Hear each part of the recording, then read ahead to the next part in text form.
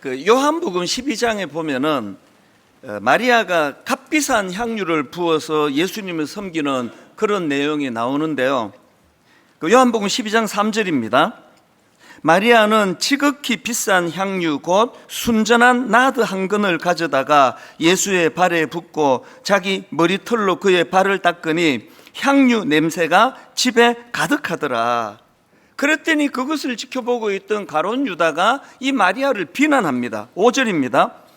이 향유를 어찌하여 300데나리온에 팔아 가난한 자들에게 주지 아니하였느냐 하니, 저는 이런 내용을 담고 있는 요한복음 12장을 묵상하면서 이 두 부류의 인생이 나타나잖아요.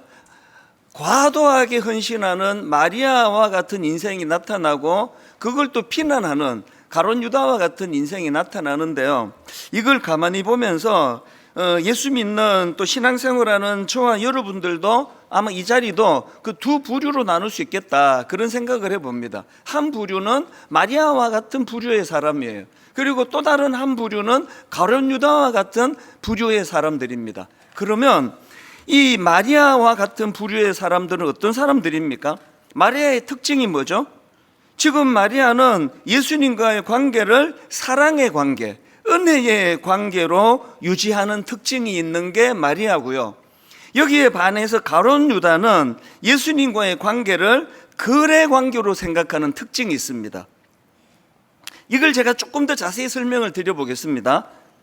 사실 이 마리아를 향한 가룟 유다의 비판이 어떤 면에서는 일리가 있지 않습니까? 그 300데나리온 하면은 그 당시 노동자 약 1년치 품삯이에요. 어마어마한 가격의 향유를 그렇게 한 번에 들이붓는 거, 이건 너무 오버하는 거 아닙니까? 이건 너무 과도한 거 아닙니까? 그거 팔아가지고 가난한 사람들에게 구제하면 얼마나 이게 아름답게 쓰이겠느냐, 이게 표면적으로 틀린 말이 아니거든요. 자, 그렇다면은 마리아는 왜 이런 과도한 행동을 했을까요? 왜 지나친, 사람들이 합리적으로 보기에 이건 좀 합리적이지 않다, 그런 과도한 헌신을 베풀었나? 저는 이 질문에 대한 힌트를 요한복음 12장 1절에서 찾습니다. 성경이 복선을 깔고 표현하는 이런 내용들이 생각보다 많습니다. 자, 이 내용을 다루고 있는 12장 1절에서 장소를 주목시키는데요. 한번 보십시오. 12장 1절. 유월절 엿새 전에 예수께서 베다니에 이르시니 이곳은 예수께서 죽은 자 가운데서 살리신 나사로가 있는 곳이라. 지금 뭘 강조합니까? 마리아가 과도하게, 그래서 욕을 얻어먹을 만큼 그렇게 예수님께 헌신했던 향유를 부었던 그 장소는 바로 마리아 입장에서 죽은 오빠 나사로가 살아난 것이에요. 죽은 오빠 나사로를 살려주신 그 예수 그리스도 된 은혜, 그게 지금 1절에서 이렇게 표현이 되는 거거든요. 그러니까 지금 마리아가 이런 극단적인 행동을 하는 이유는 극단적인 은혜를 받았기 때문이에요. 그 감격이 합리적인 생각, 이런 것들을 뛰어넘어 버리는 거거든요. 그런가 하면은 또 한 가지 더 이유가 있는데요. 마리아가 예수님께 비싼 향유를 부은 이유에 대하여 예수님이 직접 설명을 하시는데요. 이제 곧 예수님은 십자가의 자리로 가셔야 되는 상황입니다. 예수님의 죽음을 직감하고 있었던 마리아는 지금 이 향유를 예수님의 장례를 준비하는 의미로 그렇게 과도한 헌신을 했다는 거거든요. 그게 요한복음 12장 7절에 나오는데요. 세 번역으로 보십시오. 예수께서 말씀하셨다. 그대로 두어라. 그는 나의 장사날에 쓰려고 간직한 것을 쓴 것이다.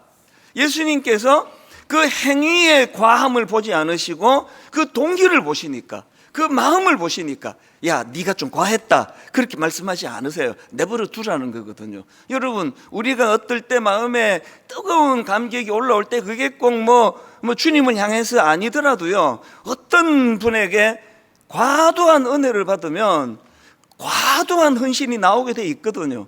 그건 해보신 분만 알 거예요. 그래서 그걸 저는 거룩한 낭비라고 그렇게 이름을 짓는데, 가룟 유다 인생이 왜 초라합니까? 가룟 유다 인생이 왜 참 그렇게 보기에도 아름다워 보이지 않습니까? 가룟 유다에게는 그런 사랑의 헌신이, 사랑의 낭비가 그런 게 없는 인생 아닙니까? 항상 계산하고 또 겉과 속이 다르고 속에 다른 어떤 계산을 하고 있고, 그래서 사람을 대할 때 항상 거래 관계로 대하는 거거든요. 이 가룟 유다는 마리아와 달리 예수님을 거래 관계로 생각했던 특징이 있다. 그래서 마리아처럼 예수님과의 관계를 사랑의 관계로 생각하지 않으니까 거기에 감격이 없습니다. 그냥 자기 이익을 얻으려는 목적, 이거 하나로 지금 예수님과의 관계를 유지하고 있고요. 나중에 그가 예수님을 은30에 팔아버리는 이게 그가 예수님을 거래 관계로 생각했다는 결정적인 증거 아닙니까? 마태복음 26장 15절에 보면은요, 가룟 유다가 예수님을 팔아넘기는 과정에서 예수님을 지금 상품 취급을 해요. 한번 보십시오. 가룟 유다가 이렇게 말합니다. 내가 예수를 너희에게 넘기리니 얼마나 주려느냐. 지금 예수님을 상품 취급해서 흥정하고 있습니다. 얼마 줄 거냐? 이게 얼마짜리냐? 여러분, 이 거래 관계가 갖고 있는 비극이 이런 거예요. 마리아처럼 사랑의 관계로, 은혜의 관계로, 감사의 관계로 그렇게 관계를 맺지 않으니까 내가 이 사람을 대할 때 내가 머리로 계산밖에 안 나와요. 내가 이 사람한테 이 정도 호의를 베풀면 이 사람이 한 2배로 되돌아오겠지. 그래서 항상 관계가 어려워져요. 여러분은 어느 부류에 속한다고 생각하십니까? 신앙생활이 초기는 당연히 거래관계죠. 새생명 축제에 초대돼 오시는 분은 당연히 거래관계죠. 내가 예수 믿으면 나한테 뭐가 득이 되지? 저 목사 얘기를 들어보니까 좀 유리한 게 있네? 당연히 거래관계죠. 그렇게 시작을 했지만 점점 주님을 알아가고 또 그분의 사랑을 알아갈수록 거래관계로 시작했던 우리의 관계가, 주님과의 관계가 사랑의 관계로 흘러가야 되는 거 아닙니까? 이 마리아와 같은 부류의 신앙생활 하시는 분들의 특징이 있는데요, 그런 분들을 보면은 항상 감격이 있어요. 그리고 그런 분들하고 대화를 나누고 나면 막 깔아앉아 있던 제가 막 살아나는 것 같아요. 언어 속에 항상 감격이 있으니까요. 저는 저와 여러분들이 가룟 유다처럼 예수님을 거래관계로 생각하는 신앙이, 이만큼 특세 때 내가 이번에 기도 이만큼 했더니 이만큼 갚아주시네. 내가 이번에 헌금을 좀 이만큼 했더니 또 이만큼 갚아주시네. 주일날 그런 분들도 계세요. 이게 내가 예배를 안 드렸더니 또 그렇게 주중에 또 갚아주시네. 그래서 무서워서 나오는 거죠. 항상 이 거래관계로 그렇게 신앙생활하는 사람들 내면에는 평안이 없죠. 저는 저와 여러분들이 하나님을 거래관계로 대하지 않았으면 좋겠습니다. 왜? 하나님이 우리를 거래관계로 대하지 않으시거든요. 신명기 7장 7절을 보십시오. 여호와께서 너희를 기뻐하시고 너희를 택하심은 너희가 다른 민족보다 수요가 많기 때문이 아니니라. 너희는 오히려 모든 민족 중에 가장 적으니라. 여호와께서 다만 너희를 사랑하심으로 말미암아, 이게 사랑의 동기로 너희를 택했지, 니들이 갖고 있는 어떤 조건을 봤으면 난 너희들을 안 택한다. 니들은 모든 민족 중에 가장 적은 민족이다. 이게 왜 감격이 됩니까? 하나님의 이 잣대로 사람을 세우기 때문에 제가 지금 여기서 설교하는 거 아닙니까? 분당 우리 교회에 저보다 훨씬 유능하고 훨씬 인격적이고 저보다 훨씬 여러 가지 갖춘 분이 많은 분들이 앉아서 제 설교를 듣고 있는 게 이게 참 모순이라 생각을 해요.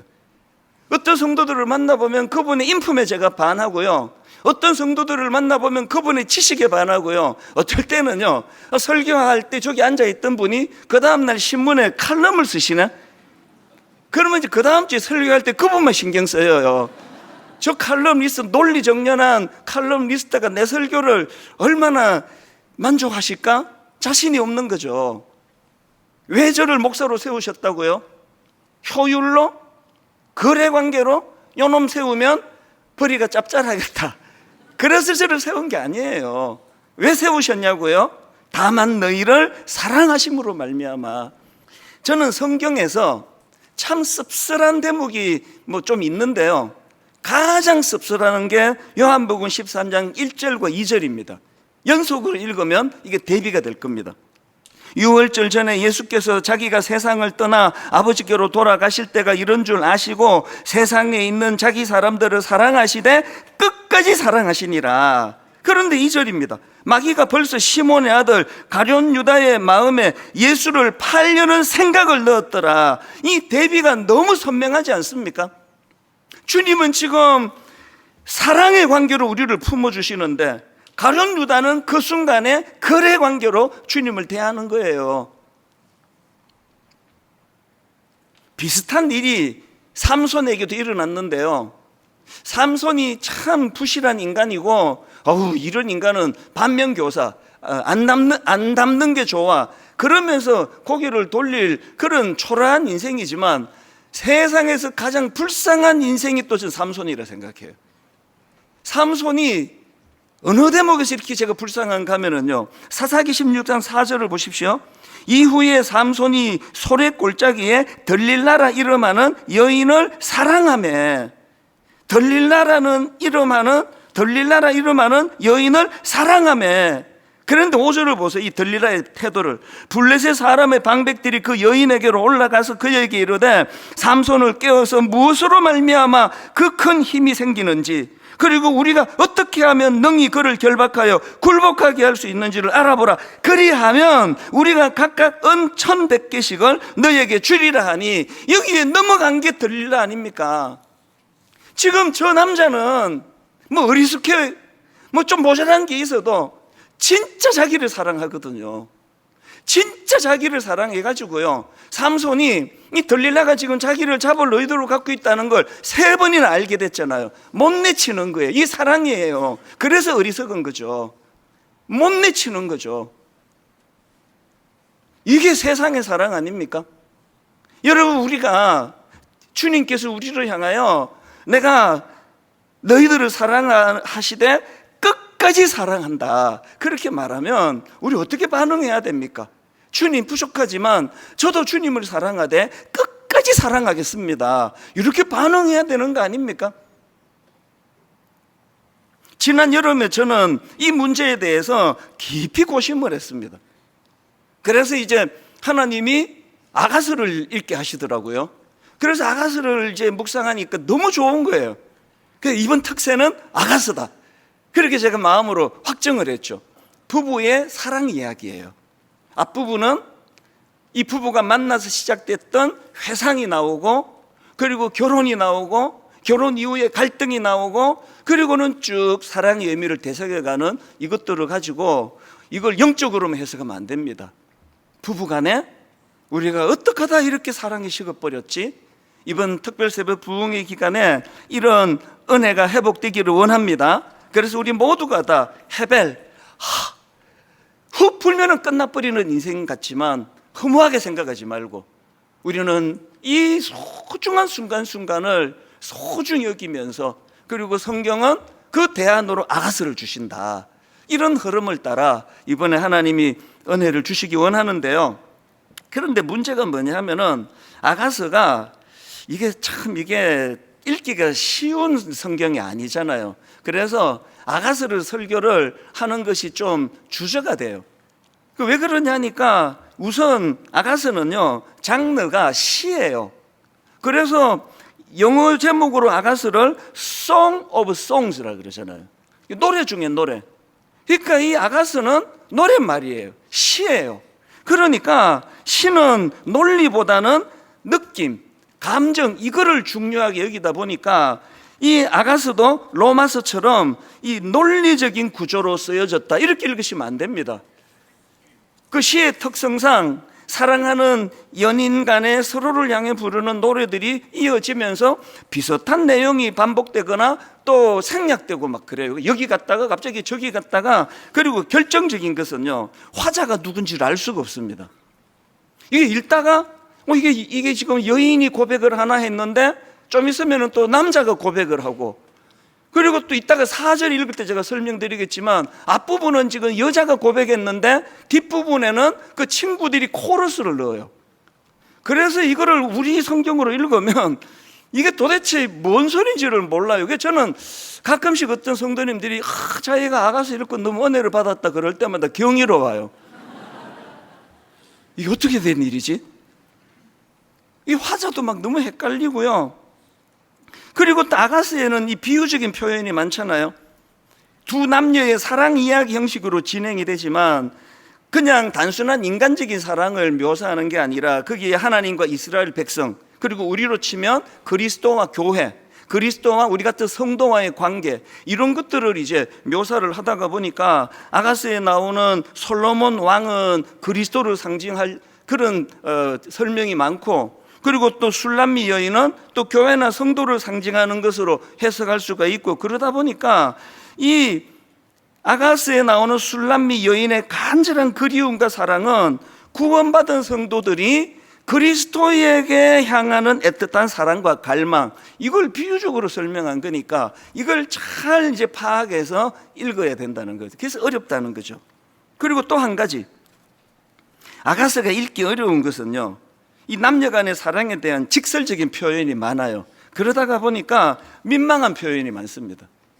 근데 사실 여러분, 이 표현들의 배경을 아셔야 되는 게, 아가서는요 결혼과 성의 신성함을 이야기하는 겁니다. 에덴 동산에서 범죄하기 이전에 아담과 하와 그 부부가 뼈 중에 뼈요 살 중에 살이요 고백을 하고 벌거벗고 살아도 하나도 부끄럽지 않은 그 범죄 이전의 그 모습들이 오늘 우리 세상이 너무나 타락하고 변질되고 그러다가 보니까 이 아가서에 나오는 직설적인 사랑의 표현들은 이 부부관계 내에서의 성적인 친밀감을 아름답고 거룩한 것으로 그렇게 묘사를 하고 있는데, 이 육체적인 결합은 단순한 본능에 의한 게 아니라 이 영적인 연합을 상징하는 거룩한 행위라고 하는데, 우리가 지금 젖어 살고 있는 건 너무나 타락한 형태의 성관계, 사랑의 관계, 이런 언어들이 일어나니까 이게 막 우리가 민망한 거예요. 여러분들이 이번에 이 아가서를 이제 그 흐름을 좀 아시고, 또 남자가 말했나 여자가 말했나, 이거는 지금 코러스인가, 이런 것들이 좀 파악이 되고 나신다면 이제 여러분들이 아가서를 정말 이 아름다운 하나님이 허락하신 부부간의 사랑을 위하여, 그리고 또 그리스도와 우리와의 관계 속에 이루어져야 되는 사랑에 대하여 하나씩 하나씩 그렇게 깨달아서 받는 은혜가 있을 줄로 믿습니다. 이제 우리 모두가 다 우리 남은 생애가 더욱 주님을 사랑하고, 그리고 더욱 우리 아내, 남편을 사랑하고, 이런 사랑이 우리 안에서 회복될 때 짧은 인생이지만 절대 허무하지 않게 흘러갈 줄로 믿습니다. 아가서 1장이 바로 이런 갈망의 마음을 표현하는 것으로 말씀이 시작되는데요. 자, 아가서 오늘 본문 아가서 1장 1절부터 4절까지를 보십시오. 제가 천천히 읽어드리겠습니다. 솔로몬의 아가라, 내게 입맞추기를 원하니 너의 사랑이 포도주보다 나음이로구나. 너의 기름이 향기로워 아름답고 너의 이름이 쏟은 향기름 같으므로 처녀들이 너를 사랑하는구나. 왕이 나를 그의 방으로 이끌어 들이시니 너는 나를 인도하라. 우리가 너를 따라 달려가리라. 여기까지가 이 여인이 한 이야기고요. 4절 후반부는 이게 코러스입니다. 친구들의 코러스예요. 우리가 너로 말미암아 기뻐하며 즐거워하니, 앞에서 내가 내게 뭐 이렇게 나가다가 여기 우리로 나오는 거거든요. 우리가 너로 말미암아 기뻐하며 즐거워하니 너의 사랑이 포도주보다 더 진함이라 처녀들이 너를 사랑함이 마땅하니라. 이 자세한 풀이는 이제 내일부터 월요일부터 시작되는 특세 때 제가 좀 풀어드리기로 하고요. 오늘은 그냥 이 본문 말씀 그대로를 좀 느끼시면 좋겠습니다. 아가서는 두 남녀의 사랑 이야기, 더 정확히는 부부간의 사랑의 노래라는 이런 방식으로 진행되는 책이라는 걸 기억하시고, 그리고 우리 부부가 서로 사랑 안에서 회복이 되는 은혜를 사모하고 한 걸음 더 나아가서 그리스도와 우리와의 관계, 이 사랑의 관계, 거래 관계가 아니라 마리아처럼 어떤 걸 들이부어도 아깝지 않은 이 사랑의 관계, 우리 모두가 다 사랑을 갈망하잖아요.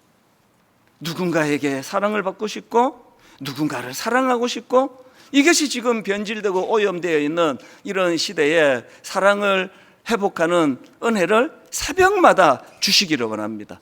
제가 이런 자료, 저런 책을 보다가 보니까 강준민 목사님이 쓰신 책에 이게 참 옛날 연애편지 있을 때 생각이 나더라고요. 여러 그 주옥 같은 문장이 있어가지고 이거를 제가 좀 읽어드리려고 옮겨 적어봤습니다. 자, 한번 들어보십시오. 사랑한다는 것은 참으로 아름다운 것입니다. 사랑은 어두운 가슴을 밝히는 빛입니다. 사랑은 식은 가슴을 덮여주는 불입니다. 사랑은 시든 영혼을 솟게 합니다. 사랑은 향기롭고 사랑은 감미롭습니다. 사랑은 보이지 않지만 볼 수 있고, 사랑은 말이 없지만 느낄 수 있습니다. 사랑할 때 모든 것이 새롭게 태어납니다. 사랑할 때 살맛이 납니다. 사랑할 때 우리의 가슴은 뜨거워집니다. 사랑할 때 생의 의욕이 솟구치고, 사랑받을 때 세상이 모두 우리를 위하여 존재하는 것 같은 느낌을 갖게 됩니다. 사랑은 출렁거리는 바다 같고, 또한 사랑은 고요한 호수와 같습니다. 사랑은 활활 타오르는 불 같고, 사랑은 따뜻하게 스며드는 봄바람 같습니다. 이것들을 쭉 읽어가는데 막 제 사춘기 시절에 우리 교회의 어떤 여학생을 짝사랑했던 그 순수한 사랑도 기억이 나고, 제 아내를 만나가지고 지금까지 30몇 년이 지날 동안에 그래도 여전히 사랑이 유지되면서 가는 그 감사가 나오고요. 이것이 얼마나 감사한지 저는 개인적으로 제 아내에게 진짜 감사합니다. 저는 제 아내를 사랑하거든요. 그런데 제 아내는 제 사랑을 팔아먹지 않으니까 그 들릴라처럼 요즘 진심이에요. 우리가요, 누군가를 사랑했을 때 그 사랑의 가치를 알아주는 사람을 만나는 게 이게 얼마나 복인지 아십니까? 우리가 누군가를 사랑했을 때 그 사랑을 있는 그대로 받아주는 그런 배우자를 만나는 거, 이게 여사롭지가 않더라고요. 이혼 숙녀를 볼 때마다 느끼는 거예요. 마음을 다해 사랑하는 걸 마음을 다해 받아주는 게 이게 기적이구나. 너무나 이런 문제로 상처를 받고 삼손과 같이 배신을 당해 눈알이 뽑히고 억장이 무너지고 이런 많은 것들이 일어나는 시대이기 때문에 저는 그런 분들이 주님께로 나와야 된다 생각합니다. 자기 사람들을 사랑하시되 끝까지 사랑하시니라. 수요일 날 제가 제대로 다루겠지만 이 중독의 문제를 좀 다룰까 하는데요, 전문가들 얘기를 들어보면은 크고 작은 아주 극심한 이런 중독도 있고, 마약 중독 같은 것도 있고, 또 포르노 중독 이런 것들도 있고, 그 카페인 중독도 중독 아닙니까? 이런 크고 작은 중독에 우리는 빠져 사는데요, 그 중독의 문제는 결핍에서 나온다는 거예요. 특히 사랑의 결핍. 사랑의 결핍에서 중독이 나온다. 저는 이번에 기도를 합니다. 하나님, 이번 특별 새벽 부흥의 기간 가운데 이런저런 크고 작은 중독에서 치유되는 역사가 일어나기를 바랍니다. 하나님의 사랑을 충분히 공급받을 때, 결핍이 사라질 때 중독이 해결되는 은혜가 있기를 바랍니다. 그러려면은요, 다윗에게 배워야 돼요. 갈망하는 마음. 이 시편 42편 1절 2절입니다. 하나님이여, 사슴이 시냇물을 찾기에 갈급한 같이 내 영혼이 주를 찾기에 갈급하나이다. 내 영혼이 하나님 곧 살아계시는 하나님을 갈망하나니 내가 어느 때에 나아가서 하나님의 얼굴을 배울까. 편지 한 통만 소개하고 말씀을 마무리하려고 하는데요, 언젠가 그 전북 김제에서 어느 집사님이 편지를 보내왔어요. 제 메일 주소를 모르니까 아는 부목사님에게 좀 전달해 달라고, 이렇게 내용이 있더라고요. 남편의 신앙에 문제가 생겨 괴로워하다가 목사님께 부탁드려 도움을 청해 보려고 합니다. 저의 편지를 이찬수 목사님께 전달해 주시기를 바랍니다. 그렇게 하고는 이제 쭉 내용이 이제 전개되고는 그 중에 이런 내용이 나옵니다. 저의 평생 기도 제목은 남편이 하나님을 믿는 것이었습니다. 긴 시간 기도하고 남편에게 하나님의 사랑과 감동을 전하고자 노력해도 늘 하나님을 부인하였습니다. 실망되기도 하였지만 기도를 멈추지 않고 하나님의 은혜를 구하였습니다. 그러던 어느 날 기적이 일어난 거예요. 설교 한 편을 듣고 그분의 마음이 기적같이 움직여진 거예요. 그래서 이분이요, 그 포크레인 그 기사라고 제가 지금 기억을 하는데, 그 일을 하시면서 설교를 하루에 4시간씩 듣는 이 남편이 너무나 가슴이 뜨거워졌는데, 그 남편을 향한 정성이 얼마나 대단한가 하면, 그 남편이 이제 분당 우리 교회에서 예배를 좀 드리고 싶다 그래서 이 부부가 토요일 날 그 전북 김제에서 분당으로 와서 여기서 그 호텔인가 하루를 묵고, 그리고 이제 1부부터 3부까지 예배를 드렸대요. 부부가 같이 이곳에서 예배를 같이 드리고, 그리고 저에게 메일을 보내온 요지가 뭐냐면, 하나님 우리 남편 한 번만 만나주세요. 저는 그 편지 안에 정말 순수한 아내의 사랑이 느껴져서 마음이 너무 뭉클하더라고요. 그리고 그 하나님을 향한 그 순수한 마음, 어떻게 해서든지 간에 우리 남편이 예배의 기쁨을 맛봤으면 좋겠다고. 그래서 장문의 편지 곳곳에 목사님 너무 죄송한데요, 목사님 너무 죄송하지만, 목사님 너무 바쁜 거 알지만, 그렇게 양해를 구하면서, 그게 사랑이라는 거예요. 저는 그 아내의 편지가 생각이 났는데요, 그게 바로 다윗이 노래한 하나님이여 사슴이 시냇물을 찾기에 갈급한 같이 내 영혼이 주를 찾기에 갈급하나이다. 내 영혼이 하나님 곧 살아계신 하나님을 갈망하나니.